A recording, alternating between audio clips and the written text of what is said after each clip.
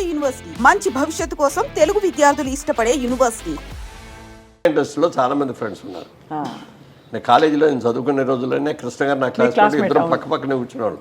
అంటే కొంచెం బుద్ధిమంతుల్ని అలా చేయని వాళ్ళందరూ ముందు కూర్చోబెట్టేవారు ముందు బెంచ్లో. కృష్ణ గారు బుద్ధిమంతులా సార్? బాగా కుస్తీ కాస్తి కాదు. ఎంత బుద్ధిమంతులు అంటే బాగా మంచి చాలా అందగాడు, మంచి గిరదాల జుట్టు, వైట్ డ్రెస్ వేసుకునేవాడు. అసలు తెల్లగా ఉండేవాడు మనిషి. వచ్చి చూడంగానే అబ్బా అనిపించేవాడు అనమాట. ఎక్కువ ఎవరితోనూ మాట్లాడేవాడు. నాకు బాగా స్నేహితుడు అయ్యాడు. ఇద్దరు పక్క పక్కనే కూర్చునేవాడు. కాలేజీలో వాళ్ళందరూ కలిసి ఆయన పెట్టిన నిక్నేమ్, కాలేజీలో నిక్నేమ్లు చాలా పెట్టుకుంటారు ఒకళ్ళు. అవునవును. ఆయనకి పెట్టిన నిక్నేమ్ అంటాడు దేవుడు. అబ్బా, ఎందుకు సార్? దేవుళ్ళలాగా వచ్చి కూర్చుంటాడు, పలకడం వెలకడం. అలాగనా? చక్కగా అద్దంగా దేవుళ్ళలాగా అట్లా కూర్చుంటాడు. చొక్కా నలగదు, తెల్లటి చట్ట బట్టలు వేసుకుంటాడు, మంచి అని అట్లా దేవుడు అని పేరు పెట్టారు. నిజంగా ఆ రోజున దేవుడు అని ఎవరు పెట్టారో తెలియదు, కానీ నిజంగా ఆయన లైఫ్లో కూడా దేవుడు. అవునా సార్? సినిమా ఇండస్ట్రీలో డబ్బులు ఇచ్చినా ఇవ్వకపోయినా ప్రొడ్యూసర్ని పిలిచి, దెబ్బతిన్న ప్రొడ్యూసర్ని పిలిచి, ఏమయ్యా రావే అంటే ఎక్కడి నుంచి రారండి, డబ్బులన్నీ అయిపోయినాయి, మళ్ళీ సినిమా తీయనివ్వరు. నా దగ్గర డబ్బులు లేవండి, కొబ్బరికాయ కొట్టడానికి కూడా డబ్బులు లేవండి అంటే, నీకెందుకు అయినా నేను చూసుకుంటా, సినిమా మొదలెట్టు, ఇదిగో పలానా డైరెక్టర్, ఇదిగో పలానా సబ్జెక్టు, పలానా క్యాస్టింగ్ అని చెప్పి ఫైనాన్స్ని పిలిచి, డిస్ట్రిబ్యూటర్ని పిలిచేసి ఆయన గ్యారంటీ సంతకం పెట్టి డబ్బులు ఇప్పించేవాడు. ఎలా సార్? ఎందుకు అంటే ఆ మంచితనం వెనక ఉండే విషయం ఏంటి? అంటే తన ప్రొడ్యూసరు ఎవరు కూడా సఫర్ అవ్వకూడదు, తనతో నా మీద నమ్మకంతో వచ్చి సినిమా తీసిన వ్యక్తి సక్సెస్ అయితే వెల్ అండ్ గుడ్, ఇంకో సినిమా తీస్తాడు, ఫెయిల్ అయిన అతన్ని ఆదుకోవాలి మనం అని చెప్పి అట్లా తీసుకొని వాళ్ళని ఎంతోమందిని అట్లా ఆదుకున్నాడు ఆయన కృష్ణ గారు. దాంతో నిజంగా అదే అనిపిస్తుంది, కాలేజీలో మనం దేవుడు అని పెట్టిన పేరు 100కి 100 రూపాయలు అట్లాగే చేశాడు అని చాలామందికి ఎన్ని రకాల హెల్ప్ చేశాడు చెప్పడానికి. చాలా మంచి వ్యక్తి. మీరు వారు దాదాపు ఒకటే టైంలో వచ్చారా సార్ సినిమా ఇండస్ట్రీ? కాదు, వారు ముందు. ఆయన సినిమా మేము చదువుకున్న రోజుల్లోనే డైరెక్టర్ తిలక్ గారు అని ఒక ఆయన వచ్చారు. అంతకుముందు నాగేశ్వరరావు గారు వజ్రోత్సవం జరిగింది, 60 సినిమాలు పూర్తయిన తర్వాత చాలా పెద్ద ఎత్తున చేసి మా ఏలూరు కాలేజీకి కూడా గెస్ట్గా వచ్చారు. ఆయన వచ్చినప్పుడు ఆయన దగ్గర ఎంబడబడి అందరూ కూడా అప్పుడు ఈ లేవు కదా, సెల్ ఫోన్ లేవు కదా, ఫోటోలు గిటోలు లేవు, అందరూ ఈ ఆటోగ్రాఫ్ బుక్లు పుచ్చుకొని ఆటోగ్రాఫ్లు చేసుకునేవారు. అదంతా చూడంగానే ఇతని మనసులో పడింది. అది నేను కొంచెం అందంగానే ఉంటాను, నేను కూడా సినిమా యాక్టర్ని అయితే నాకు కూడా ఇట్లాగే ఇంత ఫ్యాన్ ఫాలోయింగ్ వస్తుంది కదా అని ఫస్ట్ ఇది దాంట్లో వచ్చింది. ఆ తర్వాత కొద్ది రోజులు డైరెక్టర్ తిలక్ గారు ఏదో ఫంక్షన్గా మా కాలేజీకి వచ్చారు. అప్పుడు ఈయన చూసి పిలిచాడు, ఈయన సినిమాల్లోకి వస్తావా అన్నాడు. వస్తారు సార్ అన్నాడు చాలా ఆనందంగా. అనగానే నువ్వు నా అడ్రస్ ఇచ్చి వెళ్తాను, నువ్వు మెడ్రాస్ వచ్చినప్పుడు అనుకోరు అన్నాడు.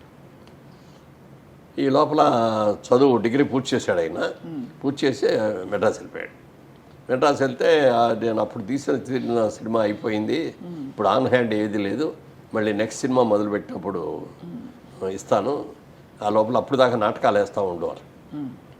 అట్లా సోమన్ బాబు ఈయన ఇంకా కొంతమంది కలిసి నాటకాలు వేసేవాడు. అలా అలా అయ్యాడు. నేను ఆయన వెళ్ళిన తర్వాత దాదాపు 10 ఏళ్ల తర్వాత వెళ్ళాడు. ఆయనేమో సినిమాల్లోకి వెళ్ళాడు, నేనేం బిజినెస్లోకి వెళ్ళాను. టచ్లో ఉండేవారు. నేను మా బిజినెస్కి అంతా హెడ్ క్వార్టర్స్ మాకు కోయంబత్తూరు, అక్కడ మ్యానుఫ్యాక్చర్ అవుతాయి అన్నమాట ఆయిల్ ఇంజన్స్, మోటార్స్ ఆయిల్. నేను ఫ్రీక్వెంట్గా కోయంబత్తూరు వెళ్ళేవాడిని. తిరిగి వచ్చేటప్పుడు మెడ్రాస్లో ఆగి ఆ రోజంతా అక్కడ ఉండి నెక్స్ట్ డే నైట్ విజయవాడ వచ్చేవాడు. అప్పుడు వెళ్ళటం, కలుసుకోవటం, మాట్లాడుకోవటం అవన్నీ.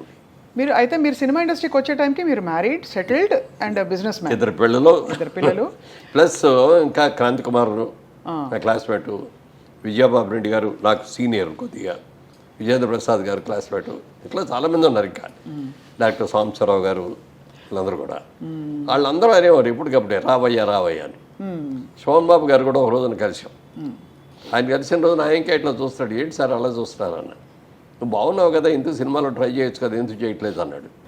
నాకు సినిమాల మీద ఇంట్రెస్ట్ లేదండి, బిజినెస్ మీద ఇంట్రెస్ట్, నేను అందుకని బిజినెస్ చేసుకుంటున్నాను అన్న.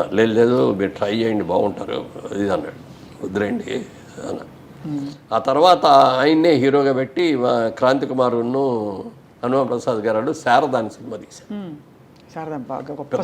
గొప్ప హిట్ అయింది. అది మ్యూజికల్గానే హిట్ అయింది. ఇది ఆ సినిమా మొత్తం రాజమండ్రిలో తీశారు. నేను బెజవాడి నుంచి సాటర్డే సండే వస్తే అక్కడికి వెళ్ళిపోయి ఆ 2 రోజులు ఆడతా గడిపేసి మళ్ళీ వచ్చేవాడిని. అప్పుడు కూడా 4-5 సార్లు అన్నాడు ఆయన, లేదు రాజుబాబు, అప్పుడు నా పేరు రాజుబాబు గారు, మీరు ట్రై చేయండి బాగుంటుంది మీరు అది అన్నాడు. వదిలేండి సార్ బిజినెస్ చాలా బాగుంది, నేను దీన్ని వదిలి రాలేనండి అన్న తర్వాత అనుకోకుండా అట్లూరి పూర్ణచంద్రరావు గారి దగ్గర నుంచి ఆఫర్ వచ్చింది. వాళ్ళ సినిమాలో హీరో డైరెక్ట్ హీరో ఉన్న జనరల్గా చిన్న క్యారెక్టర్ నుంచి లేకపోతే సెకండ్ హీరో నుంచి హీరో అవుతారు కదా, ఇదేదో డైరెక్ట్ ఆఫర్ వచ్చేసింది మనకి, ట్రై చేద్దామా అని ఆలోచన వచ్చినా సరే ముందు నా వైఫ్ని అడగాలి, ముఖ్యంగా పేరెంట్స్ని అడగాలి అని చెప్పి పేరెంట్స్ని అడిగాను. ముందు అడిగితే మనకి ఎందుకు శుభ్రంగా బిజినెస్ చేసుకుంటున్నావు కదా, ఇప్పుడు మళ్ళీ సినిమాలు ఎందుకు అన్నారు. సరే మా ఆవిడ దగ్గరికి వెళ్ళేటప్పటికీ ఆలోచించి ఇది మీరు ట్రై చేసింది కాదు, ఈ ఆఫర్ మీకే వచ్చింది, లక్ష్మీదేవి వచ్చే తలుపు ఒకసారి కొడద్దు అంటారు, వచ్చినప్పుడు తలుపు తీస్తే ఆ లక్ష్మీదేవి మనకి ఇంట్లోకి వస్తుంది, మనం తలుపు తీయకుండా ఉంటే ఆ లక్ష్మీదేవి ఎక్కడ పక్కెట్టుకో ఇంకో ఇంటికి వెళ్ళిపోతుంది, మీకు అవకాశం ఒక ట్రైల్ వేయండి, తప్పే ఉంది, మన బిజినెస్ ఎక్కడ ఉంది, షూటింగ్ అయిన రోజులు మీరు అక్కడే ఉండాలి, షూటింగ్ అయిన తర్వాత ఒక్కరోజు కూడా అక్కడ ఉండకుండా మళ్ళీ విజయవాడ వచ్చేసి బిజినెస్ చూసుకోవాలి. సరే బిజినెస్ మ్యాన్గా టైమ్ ఇస్ మనీ కాబట్టి మీరు బిజినెస్ వదిలి అక్కడ నెల రోజుల్లో ఎన్నో డేస్ ఇవ్వాలి, మరి అది మీరు ఎంత లెక్కేసుకోవాలి, ఎంత అడగాలి రెమ్యూనరేషన్ అంటే అప్పుడు రెమ్యూనరేషన్ అడిగే స్టేజ్ ఉండదు, ఎందుకంటే కొత్త వాళ్ళ దగ్గర డబ్బులు కూడా తీసుకుని సినిమాలు తీసే రోజులు అయ్యి. ఓహో, కొత్తగా ఎవరైనా వచ్చి హీరో కావాలంటే ఇది అంటే అందరూ తీసుకుంటారు కాదు, అసలు కొత్తగా ఫస్ట్ టైం చేసిన వాళ్ళకి డబ్బులు కూడా ఇవ్వరు. కానీ మా నిర్మాత గారు నాకు 3,000, గిరిబాబుకి 3,000 రెమ్యూనరేషన్ ఇచ్చారు. ఓహో, అప్పుడు ఆ 3,000 ఇలా పెద్ద అమౌంట్గా ఫీల్ అయ్యాను, 3,000 వచ్చింది వాళ్ళు ఒకసారి. కానీ అప్పుడు బిజినెస్ మ్యాన్గా సుమారు అంటే ఒక అంచనాకి సార్ ఎంత వచ్చేది మీకు రాబడి పర్ మంత్? పర్ మంత్ అంచనా కోసం ఐడియా ఉండడానికి అంటే సంవత్సరానికి లెక్కేసుకొని మాకు ఒక 50, మా పార్ట్నర్కి ఒక 50 అట్లా వచ్చేది. 50,000 పర్ మంత్? పర్ మంత్ కాదు, పర్ ఇయర్. Per year. ఓహో, ఆ రోజుల్లో పర్ మంత్ అంటే అంత. అదే 50,000 పర్ ఇయర్ అంటే దాదాపు మీరు ఇప్పుడు 3x12 అంటే 12 నెలలకి 3,000 లెక్కేసుకుంటే కూడా నాట్ బ్యాడ్, కొంచెం తక్కువ. బట్ అంటే ఉంటాయి కదా సార్ లెక్కలు, ఇప్పుడు ఒక రోజు ఇవ్వాలి. అప్పుడు డబ్బు గురించి ఆలోచించాల, ఇదేదో కొత్త ప్రయత్నం వచ్చింది, ఈ ప్రయత్నంలో కూడా వెళ్ళారు. అప్పుడు నాటకాలు వేస్తూ ఉండేవాడు విజయవాడలో, నాటకాల ఇంట్రెస్ట్ కూడా ఉంది కాబట్టి ట్రైల్ వేద్దాంలే అని చెప్పి ఆ దేశం అది సక్సెస్ అవ్వబట్టి అంచెలంచెలుగా పైకి వెళ్ళటం. అక్కడ దాసనారాయణ గారు 2వ సినిమాకి పరిచయం అవటం.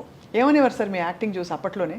దాసర్ గారు నా యాక్టింగ్ కంటే కూడా నా సిన్సియారిటీని ఎక్కువ చూసేవారు, నేర్చుకోవాలి అనే ఇది, తర్వాత టైం మెయింటైన్ చేయటం ఒకటి, తర్వాత సినిమా ప్రొడ్యూసర్ హనుమాన్ ప్రసాద్ గారు నాకు క్లోజెస్ట్ ఫ్రెండ్, మేము మా షాప్స్ బిజినెస్లో పక్కపక్కనే, ఆయన ప్రొడక్షన్ నేనే ప్రొడక్షన్, మా సొంత సినిమా నటుగా ప్రొడక్షన్ కూడా చేసేవాడిని. బెంగళూరులో జరిగింది షూటింగ్ అంతా.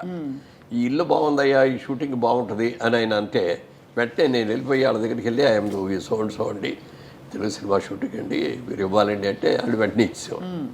ఇవన్నీ చేయటం, అరేంజ్మెంట్స్ చూడటం, సిన్సియారిటీ ఇవన్నీ చూసి బాగా నచ్చేసింది ఆయనకి.